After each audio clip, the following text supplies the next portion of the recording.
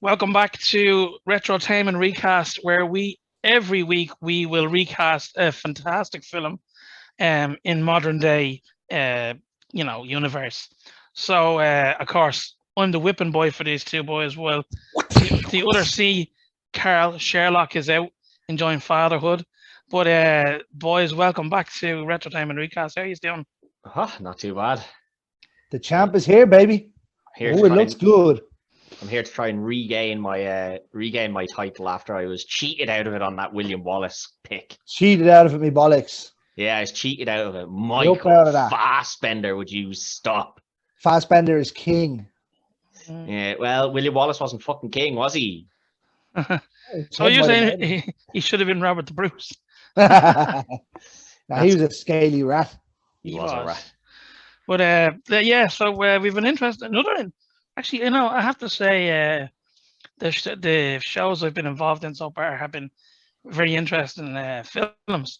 Classics, So we've another great one today, a modern Scorsese classic, and that's Gangs of New York. So what a movie this is. I am very excited to see who you cast as the leads in this one. This will be very interesting. It's a very strange film because like obviously when you hear gangs and Scorsese, you're kind of thinking, hey, you. Yeah, you're thinking, like mobsters, gangsters and stuff. This is a very different Gangs of New York. Like, it's still violent and bloody and everything, but very different type of gang warfare. Like, do you know what? I hadn't seen this in a long time. Up until when we decided we're going to do it. There's not as much violence in this as I remembered. No, and the action scenes are a little bit questionable. The ending of this movie really lets it down, though. That final battle, you're expecting the Butcher and Amsterdam to go and knock out of each other, and it's just like, what? What is this? I do think maybe most of the positivity was from Daniel Day-Lewis's performance in that, though. As the Butcher. Yeah, I think the performances are brilliant, but I think Greg's right. Like, the final battle, it's proper old. It's like WWE booking. We want to keep them both strong. Let's have a shady finish here, a big run in. That's what it was like. It's probably a former WWE writer. But you know what? Like, even like in the build up to that big battle where they're sitting down making the rules, bricks, knives, bats. I love that bit. No pistols. Good lad. Yeah. They're like, yeah. And the whole time, like, even where Butcher is talking about how Priest was the only worthy opponent he ever had, Like, it's proper old school mentality of, I expect fighting to be this exact way, and he believed the exact same thing as me, so he was a good person for me to be against, not like cheating me out of it or cheap shotting me or anything. I like that. That's how both of their minds work. Like, did you find that DiCaprio, like we said on From Dusk Till Dawn, that Keitel wasn't probably the right pick for that? I didn't think DiCaprio was the right pick for this. I don't like, he's done the part well. I'm not taking anything away from him. It was just such a random part for him to take. He looked quite the opposite to Day-Lewis, but maybe that was I think that was meant to be deliberate thing. Yeah. I think Day-Lewis was class act in this, though. Yeah, Scorsese was just really big on DiCaprio at the time. He used him in quite a lot of films, and there's no reason for him not to be. DiCaprio's a fantastic actor, and you're just gonna call him DiCaprio. No, that's a disqualification. Yeah, at 1 point. What I was going to say was that the interesting thing about him is that when you look at actors around the age range that he was then, he was in his mid to late, like mid 20s to late mid 20s to kind of late 20s during that time period. You kind of try to think of actors around that age group now, and there's not a whole lot of them that you would say are on that level. Tom Holland, be the ones. Tom Holland, Timothée Chalamet. But they're still not that level. Leo they're very typecast, though. Like, they're very good at a very specific thing. Leo was so varied. Advanced. Now, obviously, that's because he'd been acting since he was a kid. Do you know what I mean? So he had a lot more experience than them. But it was very interesting that he's that good. Bye, So Carl. I kind of struggled with that a little bit when I was doing my Amsterdam pick. I went for it's tough to get someone of that age range. I think I got someone that is that age range, but they wouldn't be as big a name as DiCaprio was. I have one similar. I think he might just be a little older. But I'm just checking out what age he is. Sorry about the disappearance there, boys. I had to get a pen. Oh, you're grand. Yeah, he's just a little bit older. But he's a good actor. I think the time is ticking on now. It's time to get into this. Yeah, I'm not. I'll tell you now, I'm not super confident with this because I've gone for some slightly out there picks, which might not work. I have. I'm also worried I have a few that will be the same as Greg.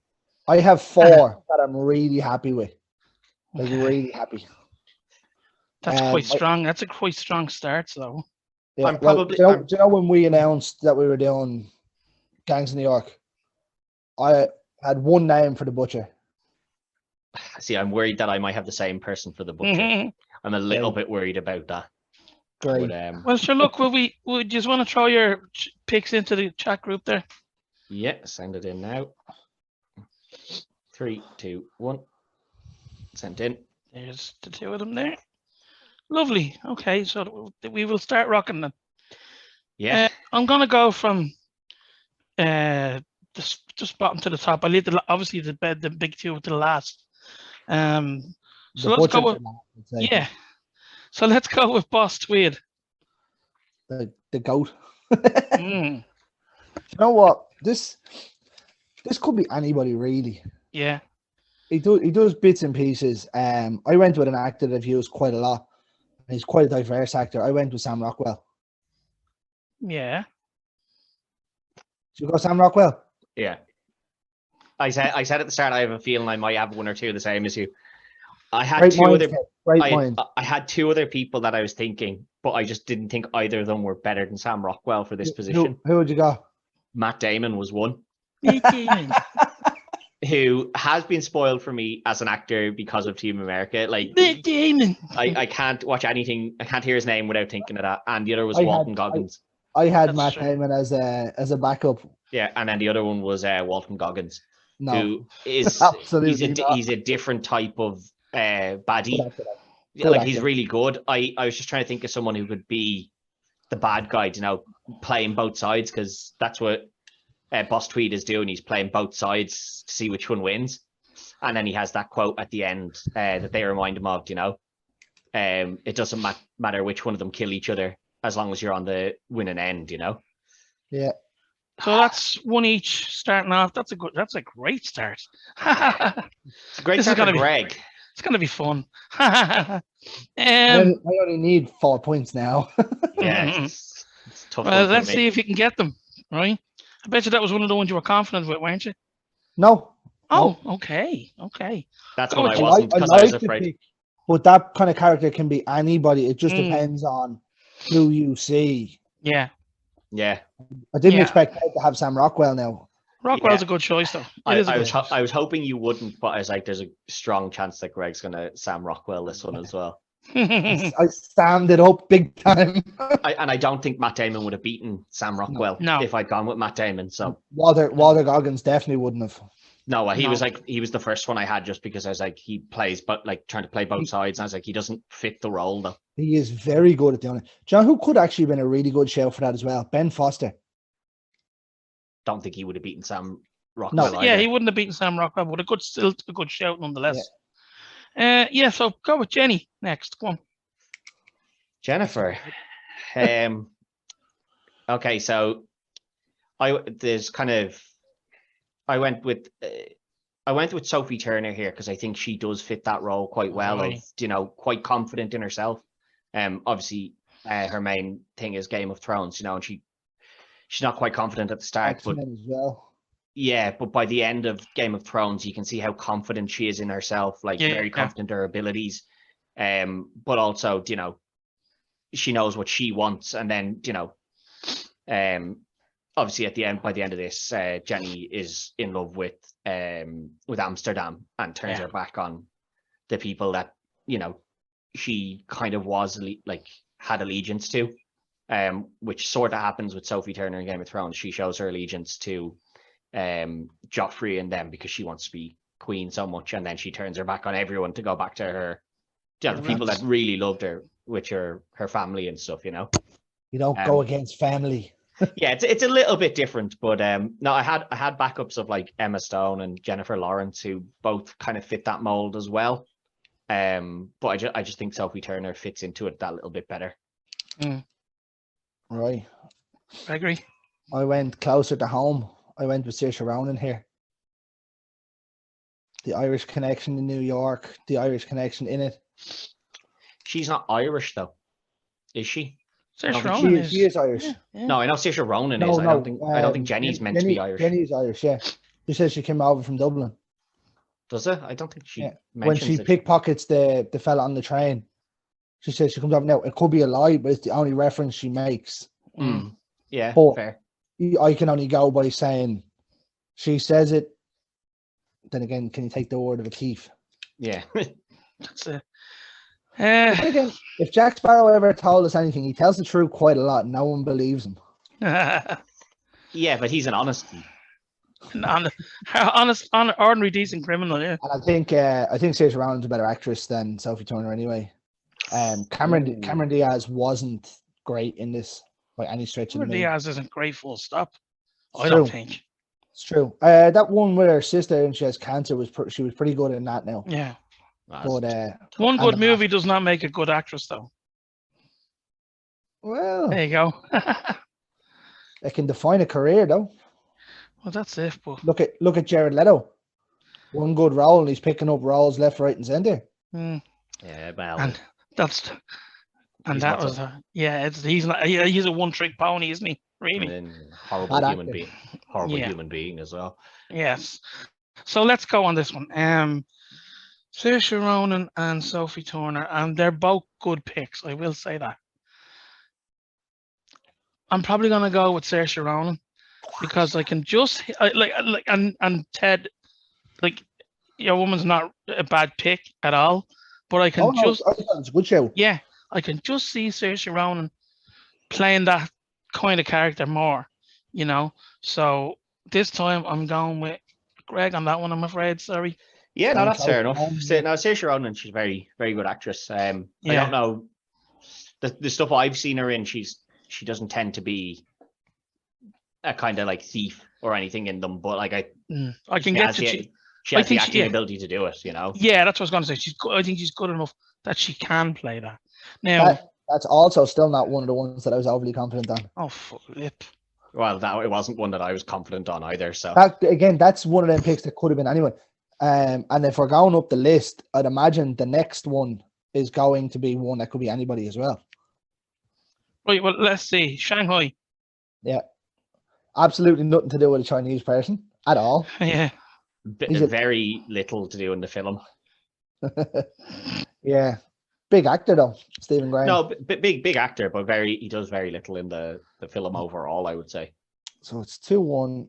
It's me now, isn't it? Yeah. You now, Greg, yeah. I went with someone who's building a star name against staying close to home. I went Barry Keoghan this time. Okay. Playing a little scumbag thief gang leader. So I had two here. The backup I used was Jamie Bauer, who would most recently be known as one in Stranger Things. Oh yeah.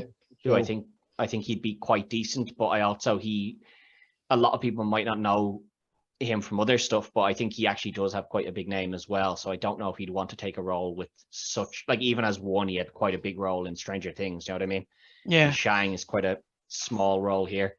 That being said, I also went with someone who's kind of on a rising star, and it's someone I have used before, Will Poulter, who has been kind of to the side in quite a few films as well. He's never been the main guy, and I think he kind of fits in that kind of scrappy looking fella. Like that's what Shang is meant to be, like a a real scrappy fella as well, you know.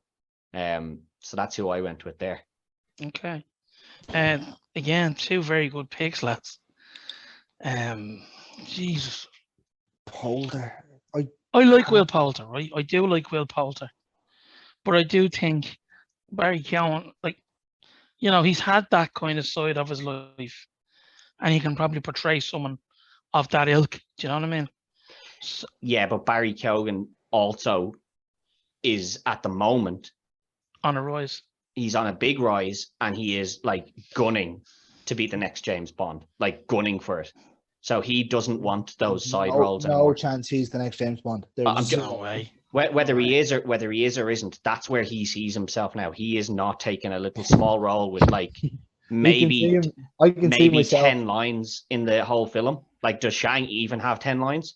Do you know what I mean? Does, because he brings Amsterdam back. Well, he doesn't bring him back, but when he arrives back, he goes straight to him, and they get quite a bit of it. He's in the film quite a bit. You see him quite a bit, but he actually doesn't talk all that much. Most of the time, it's the other fella. It's Johnny, who we didn't recast. Johnny is the one that does a lot more talking than Shang. Shang just sits to the side. I don't know. I think Stephen Graham has quite a few lines in this.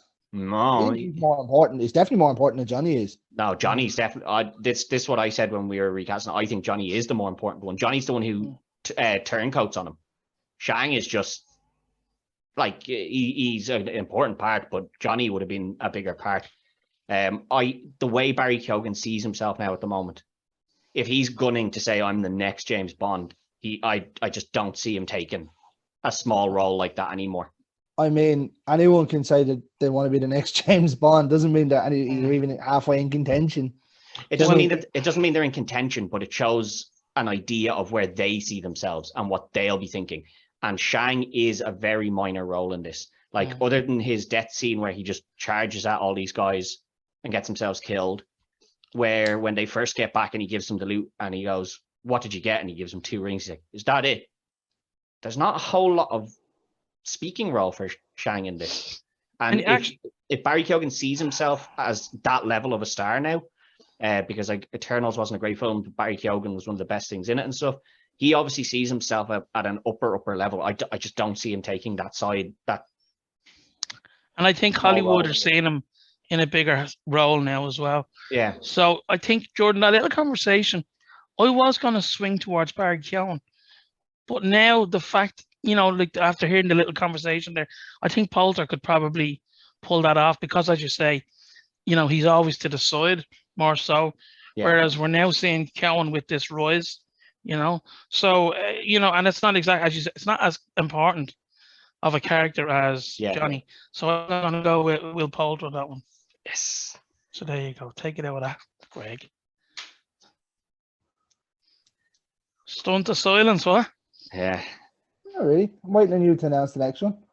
2-2 now. Yes, 2-2. So we're going to go with Monk.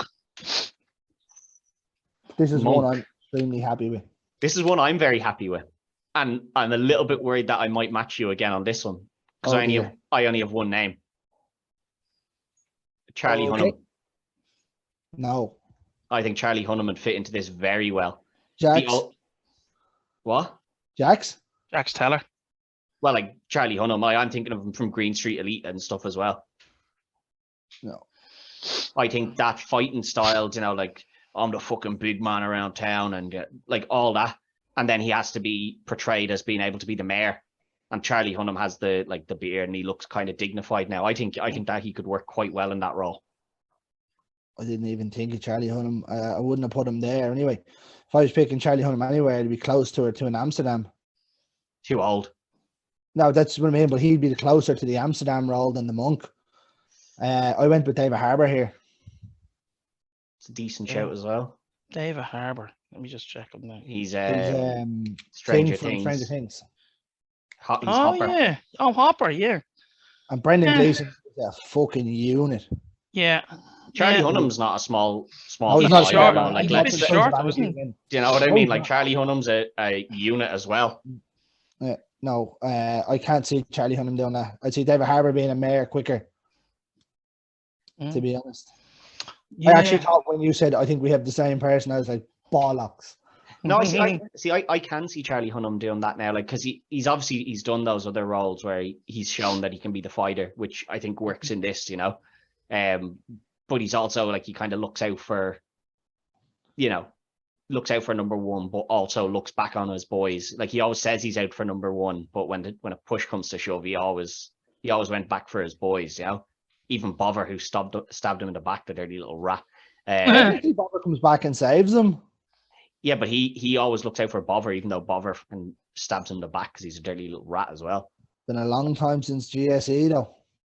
Yeah, but it shows that he has that, you can see that aggressive side in him when, like, when he first kicks open the door and he's got the shillelagh, with the marks on it. Yeah, that's very good. And then if you look at him now, he has that kind of look similar to Thing did at the time. Like, I think he could do it very well. I don't get me wrong, I do like Charlie Hunnam. But as it says, I don't see him in this role. If anything, he would be closer to an Amsterdam. Far too old though for Amsterdam. Oh yeah, no, but that's what I mean. But that's the role I'd be thinking he'd fit into. More so, yeah. David Harbour is obviously Hopper, who gets skinned alive apparently in Predator, but we won't get into that. Jim Hopper. I think when you think about that now, Stranger Things, right? They have that same, obviously, with Jim Hopper where he's skinned alive. But don't forget, in Predator, they also have a guy called Hawkins.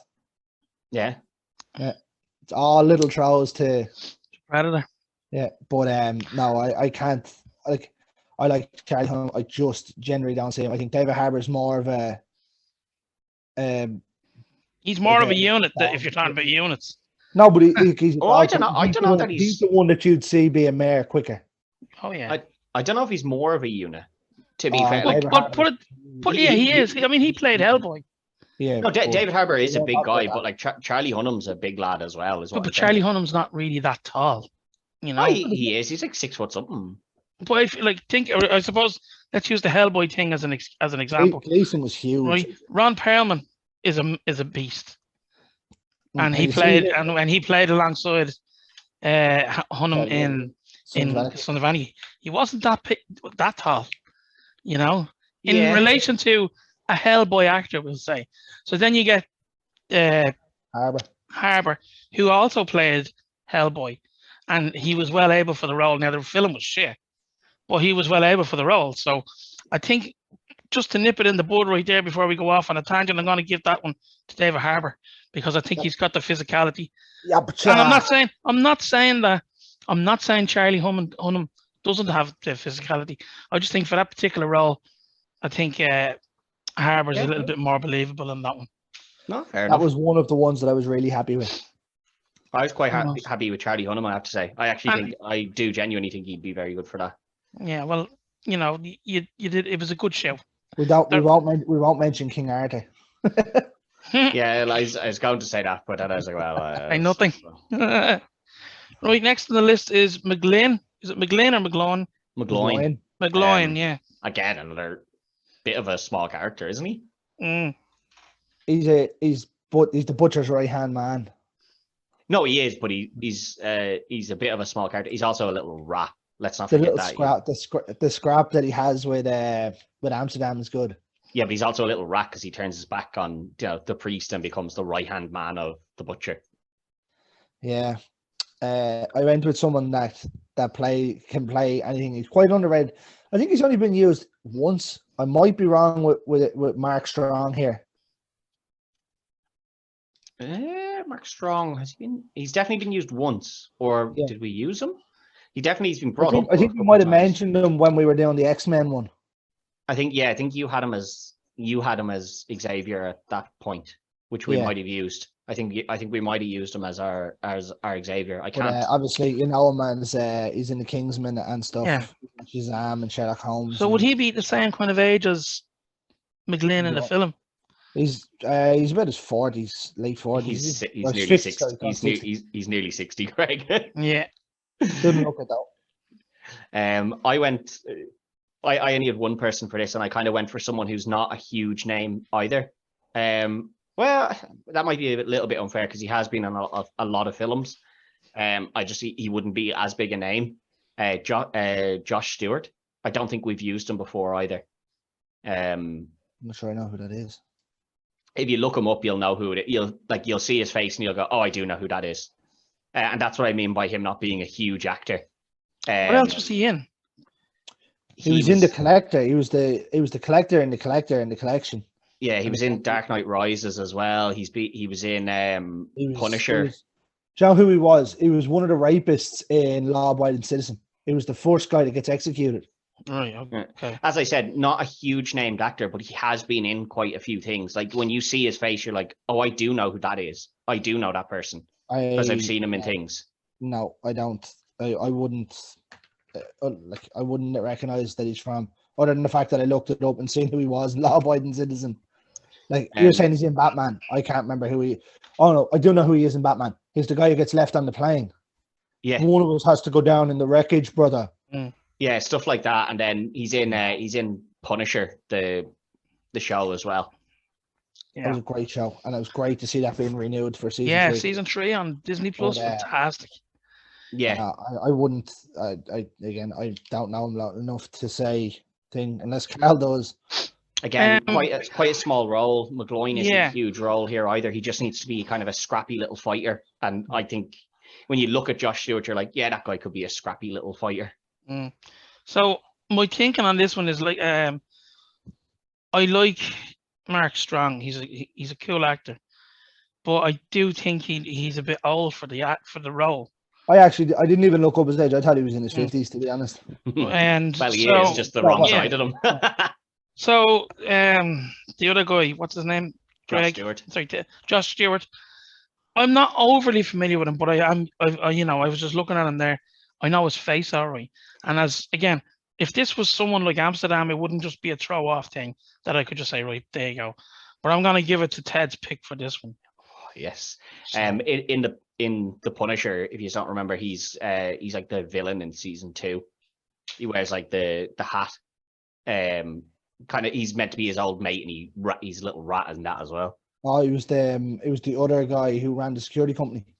I think that's what it was. Yeah, he's a little rat. Anyway. Yeah.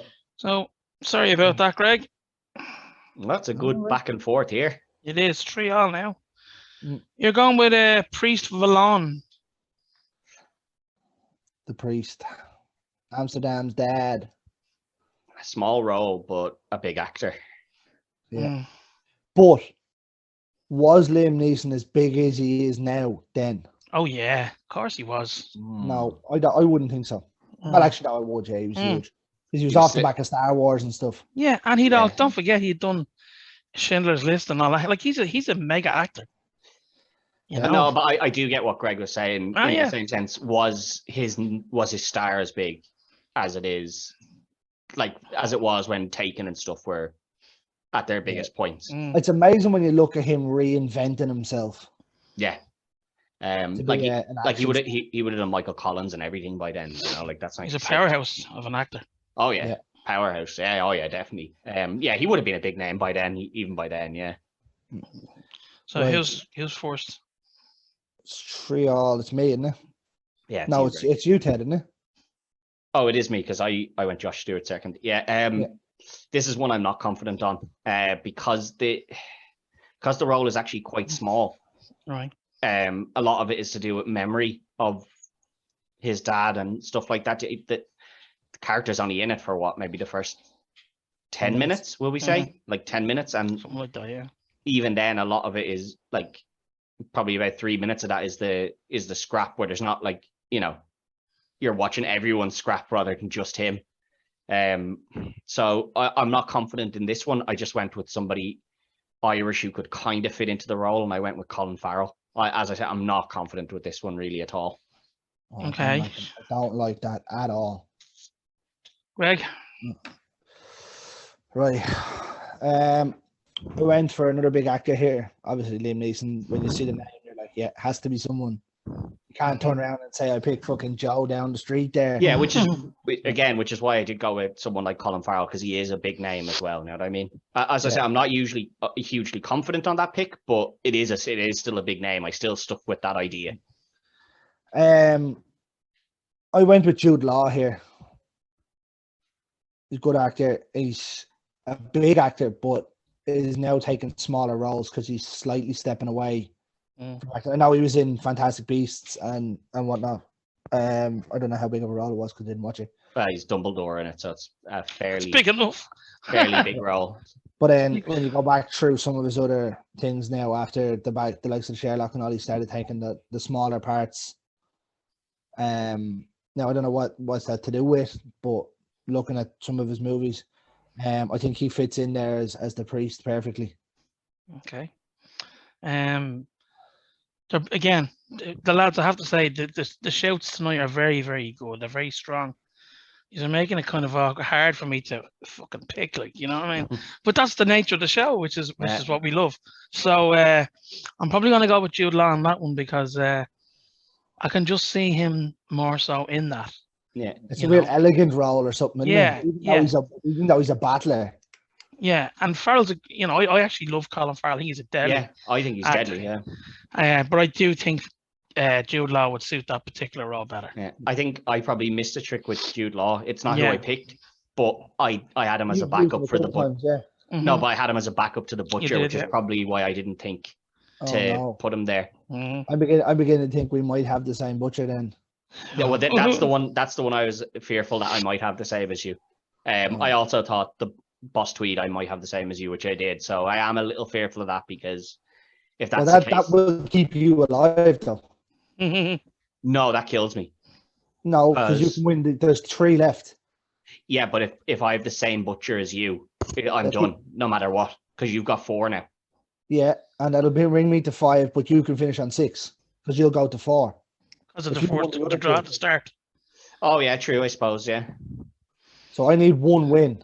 Yeah, you need 1 more. Yeah, true. Yeah. Right. Well, let's go on to that one. Let's go to Happy Jack. How weird was it going back and watching this, and it's John C. fucking Reilly. I always forget that he was a serious actor at one point. But he wasn't working with Will Ferrell. Yeah. Like I just think of him in like Step Brothers, and I'm like, yeah, he's a comedy actor, and I just kind of write him off as a comedy actor now. Cirque du Soleil and what is it? The vampire one that he done. Cirque du Freak. Cirque du Freak. It's the vampire one. Cirque du Freak. That's right. And and then every other one that he's done. He's turning into a really good producer, apparently. Yeah, good. He has a head on his shoulders to understand what's going on in the industry. And he lives in Dublin somewhere. Nice head of hair. Does he say he lives in Dublin, does he? Yeah. Oh, right, okay. Well, he has a house. I don't know if he lives in Dublin. He has a house in Dublin. He's always here and he drinks out in town somewhere. Right, so who are we going with then? Imagine being in the pub and John C. Reilly walking in. That'd be great. Shake and bake. Shake and bake, baby. Ricky Bobby. Right. I went to a Man of Years a couple of times and I still never managed to get him in. I went with Jesse Plemons here. Okay, let me just see him. Very similar. He was in Antlers. Yeah, and he's in Breaking Bad, yeah. Yeah. He wasn't in Breaking Bad for long, though, really. Well, yeah. Well, I know the guy you're talking about. Yeah. Good actor. I like Jesse. Yeah, I could be sunk here because this is one of the ones where I went a bit left field for. I went with someone we haven't used before, whose star isn't as big as it was a few years ago. They've been in a couple, not many hugely serious roles, but again, this role's kind of serious, but he's kind of just a bit of a dickhead at times as well. I went with Orlando Bloom.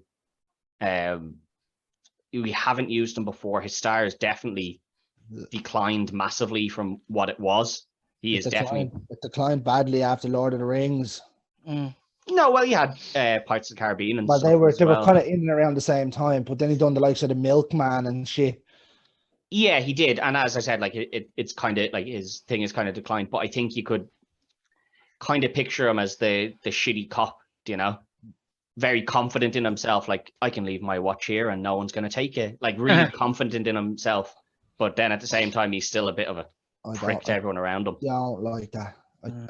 I like Orlando Bloom, I do, but as I said, I went a bit left field on that one. I just think he's someone whose stars declined a good bit. And and he could fit into a small role like this because it is quite a small role. Even though he's the main police officer in it the whole time, he still doesn't. He's just kind of there.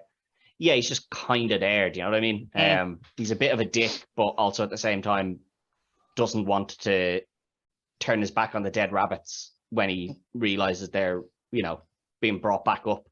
Kind of wants to go back to them, but he also knows he can't afford to do it.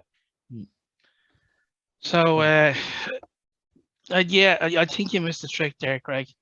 Sorry, Ted. Ted. I was about to say what? I know, yeah. I think Clemens would suit that role. And he looks he looks similar to. I know. This hasn't been ever cast before, but you can't not think and look at him and say, yeah. And then if you see him, even when you see him in Antlers, he plays that kind of run down. I haven't seen Antlers. Don't. It's terrible. Is it really? Yeah. Yeah, you said not to, so I haven't seen it. I can't say I remember him from much else. I looked so forward for that, and it was just so bad. Yeah, can't say I remember him from much else anyway. But so that's Craig. That brings you I think that brings you the win, doesn't it? That brings me to magical number 5. But Ted, if we have the same butcher, it gives him the win. If not, no. Oh no, yeah, it does. No, it's 5-3 because I'll win on Champions Advantage. Yeah. Sorry, it won't matter. Yeah. Right. So the big two, we'll go with Amsterdam. Go on. So this is me first. This is why this one I had 2 people. So my backup was Dacre Montgomery, but I just don't know. And I know I definitely don't have the same person as Greg here, 100%, because I've argued massively against him putting this person in a different role, and I was terrified that you were going to pick it Barry Keoghan. Yeah, I think he fit him quite well. I think, and I know what you're going to say. He's not a physically. If you look him up now, because he's gunning for that James Bond role, he's gotten big now. So I hemmed and hawed about putting him in as Amsterdam. Yeah. Until my pick came along. I went with Jack O'Connell, who's in 19. No, what's that one in Belfast? We're in the prison. I can't think of the name of the fucking thing. He's a good actor, up and coming actor. Let me see what we know him from. Can't think of the name of that movie. It's 71. The one that was set in the Troubles in Belfast. He was in Unbroken, The North Water, and then he was in Jungle Land. I don't know whether you've seen any of them. Can't say I've seen any of those films. Him and Keoghan are very similar. One's an English boy and one's an Irish boy. That. Yeah. Well, for that particular pick, I don't know an awful lot about the one you were talking about, Greg. So that's all right. Keoghan would have to go in there. I'd argue more if I wasn't. I was terrified when you had Keoghan earlier. I was like, if he gets Keoghan here, I'm sunk because I've definitely lost another one later. Like that's a double point game. Yeah, I was like, I'm done. Doesn't matter what Greg has up there. He could have anybody, and I'm gonna lose. And like, if you look at the picks that I sent in, you can see that I had Barry Keoghan wrote down and scribbled out.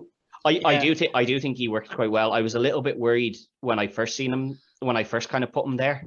And then I seen that thing about him wanting to be James Bond, and he's after getting himself into huge shape, like he's jacked now. So I was like, yeah, you believe that he could be a scrappy guy. Why he won't get James Bond is because he's a notorious troublemaker. Mm-hmm. Yeah. The MGM or whoever owns James Bond will not touch him with someone else's one. Oh yeah, I'm not saying that they will, but like that's where he's seen his star anyway. Do you know what I mean? So he's gone, and like I was a bit worried when I first think, because I was like, he's a bit of a skinny lad. I don't know if he fits the role. You know, scrappy but skinny. I was like, I don't know. I don't think he's suave enough to be James Bond either. No, he's not. He doesn't have, especially on this. I'm not slagging his face, but he doesn't have that suave look, as you say. The scars as well. No, Yeah, you could work that into James Bond though as well. Like he's meant to be a double detective. They did that with Daniel Craig, didn't they? They brought it darker. Yeah, okay, the guy's been in action for a couple of years. Yeah, there's a reason why he's all scarred up, like battered and bruised, and he crashed a car and he got his balls hit with a fucking He's a long list of ailments, you know. Right. Well, I So, would have right. argued. I would have argued more if I hadn't have had the. I think I would have had you anyway because I think you might have. well, Carl doesn't know the actor, so I would have had you Yeah, anyway. exactly. Yeah. Yeah. And anyway, yeah, I think Keane would do a good Amsterdam. Like, I do. I think you would, yeah. And as I says, as you can see, he was my original pick for Amsterdam. That's true. I saw that there. So and I changed him out just because I thought Jack O'Connell would do a bit better. Oh, actually, I do know Jack O'Connell from one thing. What? Skins. I didn't watch that. how old was he in that? Jesus. He was a kid. He was in the third series of that, so it wasn't the original series with the original cast. It was the second series. He was Cook in the third or fourth series or whatever it was. No idea. Oh, it doesn't matter anyway. So our final one tonight is, of course, the Butcher. Back to you, Greg. I have a feeling this might be the same person. Daniel Day-Lewis. No, Grant, Greg, he's in it already. Fuck off. Nailed it. Absolutely knocked it out of the park. Not the role you'd think of Daniel Day-Lewis in either, is it? No. It's very strange because you look at Daniel Day-Lewis and some of his movies, The Last of the Mohicans, didn't seem to suit him, but he was brilliant in it. My Left Foot, he played Christy Brown. Again, so random, brilliant. And he goes along, and then all of a sudden you see Gangs in New York, a violence film in New York. And you're seeing Daniel Day-Lewis as the main bad guy. You're like, what? I went with Christian Bale here. Oh, we don't have the same person then. I think you just don't have the same. I fits into that role perfectly. He is the Butcher is Patrick Bateman all over. He's so sophisticated and the way he does things, and then he's just an absolute violent psycho. I did think of the same thing as you, as sophisticated and stuff, which is why I originally had Jude Law there. See that Jude Law there works perfectly as well because of his role in Road to Perdition with Tom Hanks. Yeah, where he plays the assassin. Yeah, which is why I did have him there.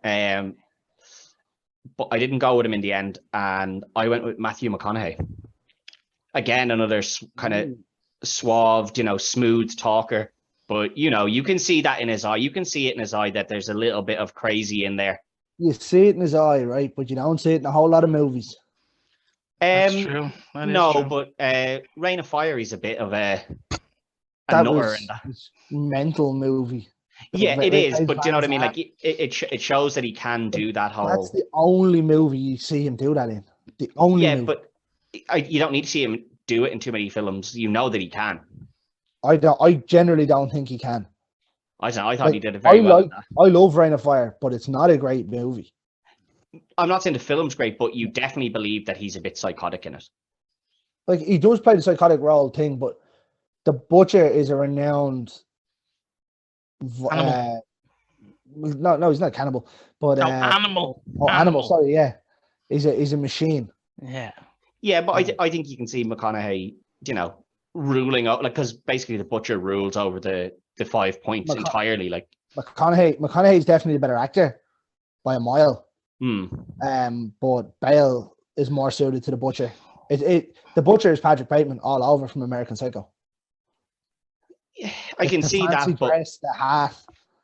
But I can see McConaughey doing the exact same thing and ruling over the 5, like the 5 points with quite an iron fist, just because although he doesn't need to do it all the time, everyone knows he's capable of it. Do you know what I mean? That's fair. That's fair. Well, for all this talk of being... Let's go, Boss Tweed. Both great actors, absolutely. Yeah. I've seen a lot of both of their films, and I think I would believe Christian Bale as a better Butcher. That's just what I think. That was the first one that I put down. It was the only name I had.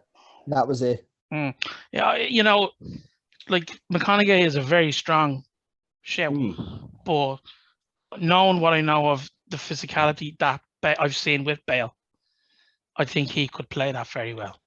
I would probably go out on a limb that McConaughey is probably the closest person that could have beaten Bale, because I can't think of anyone that's better than Bale for that role. Possibly, yeah. Yeah, Jude Law was the only other one I had, but obviously that wouldn't have worked here. I think Bale would have bet him But I think McConaughey would have bet Jude Law if I had McConaughey. Yeah, well, that's what I mean. That's why I switched to McConaughey myself, because I did have Jude Law, and then I was like, oh, I think McConaughey's a bit better. When I looked at your lists and I saw McConaughey first, I was like, oh, that's a tough one. That's a good one. And then I saw Grey's, and I was like, fucking making it tough for me all night, boys. What's the story? You know? I must say, that was an absolute belter of an episode. Yeah. Well, I was very happy to go back and rewatch the film as well, to be honest. Like, which is one of the good things about it, because you do need to rewatch the films quite a lot of the time. Because even though you know sort of who the character is, you're like, I need to get a better understanding. Sometimes you're like, I need to really remember some of the bits, because you're waiting for you to pick a character and then the other person to be like, yeah, but then they said this. Like, I was hoping Greg might go somebody a little bit old on the Butcher. And I was going to shut him down, and I was going to go, the Butcher mentioned said he's only 47. So if Greg had gone too old, I would have gone, no, sorry, man. Like, the Butcher has to be, like, they say he's 47 in the film. You can't be going putting some lad who's 60 or 70 in there. You know what I mean? Like, that's why you always need to rewatch those films, because you need to make sure, and just in case there's anything in there. Like, there was the point with Jenny. Yeah. I did, yeah. See, I just figured she lied. Well, I mean, there's no reference to say that she isn't lying, but yeah, true. But either way, it was a good back and forth. You know, right just up until the very end. I just have it on my scorecard there. It was back and forth. It was a really good one. Yeah. And but unfortunately, this week, Greg takes it with 6-4. Greg continues on. Well, I'll have to give you a film for next week then. Go on, hit us. I'd like to take a stay of execution. No, this is a good one. So as always, I've been rewatching Brooklyn Nine-Nine, because I consistently watch Brooklyn Nine-Nine. And one of the cold opens is they're talking about the best cop film of all time. It can't be Die Hard. We've already done Die Hard, so it's not that. We know exactly what it is. It's Terry's favorite cop film. Franz Truffaut's Breathless. No, it's not. It's Will Smith looking fine and a hot cup of Tia Leone. Bad Boys. Bad boys. And what I will say is, how good is the French lad Fouché in this? He's very, very good. He's a brilliant bad guy. He is. But yeah, Bad Boys. It's just the first one. Yeah, it's just the first Bad Boys. I know that they have the series, but there's not really much point in trying to get extra bad guys in. We'll just go with the original Bad Boys here. So we'll be recasting a cast of 7, isn't it? Cast of 7, yeah. Great, just so people know. Yeah. Well, I can't think. The only way you can do 9 is if you brought in the 2 small cops, but they're only in it for a couple of minutes. Yeah, 7 is fine. Yeah, 7 is what we'll go with. So until next week, don't forget to like, share, follow, all that good stuff. Comment below about whether you think the picks were correct, or if you feel there was one that both me and Greg missed a trick on. And don't forget to follow the lads on the Slab as well. That's their weekly horror show that I sometimes appear on. You're more or less part of the furniture now as well, Ted. Yeah, I show up every once in a while. Quickly from the alumni into active. I show up every once in a while, but it's you boys' show. So until next week, look